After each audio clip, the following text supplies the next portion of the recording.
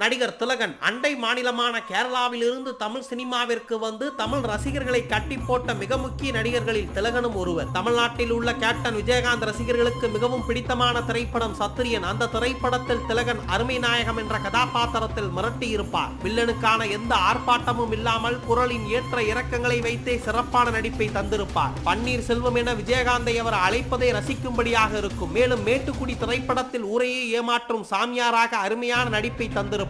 கள்ளழகர் திரைப்படத்தில் ஒரு இஸ்லாமிய பெரியவராக நடித்து படத்திற்கு சிறப்பு செய்திருப்பார். மலையாளத்தில் மிமிக்ரி செய்யும் கலைஞர்கள் பலரும் திலகனை போல மிமிக்ரி செய்ய திணறுவார்கள். திலகனின் மொழி உச்சரிப்பும் உடல் மொழியும் மிகவும் மாறுபட்டது, யாருடனும் ஒப்பிட முடியாது. பல தேசிய விருதுகளை தனது நடிப்பு திறமையால் வென்றவர் திலகன். 2009ஆம் ஆண்டு இவருக்கு பத்மஸ்ரீ விருது கொடுத்து சிறப்பித்தது மத்திய அரசு. இதுவரை 300க்கும் மேற்பட்ட திரைப்படங்களில் நடித்திருக்கும் திலகன் கடந்த 2012ஆம் ஆண்டு தனது 75 வயதில் இந்த மண்ணுலகை விட்டு மறைந்து போனார்.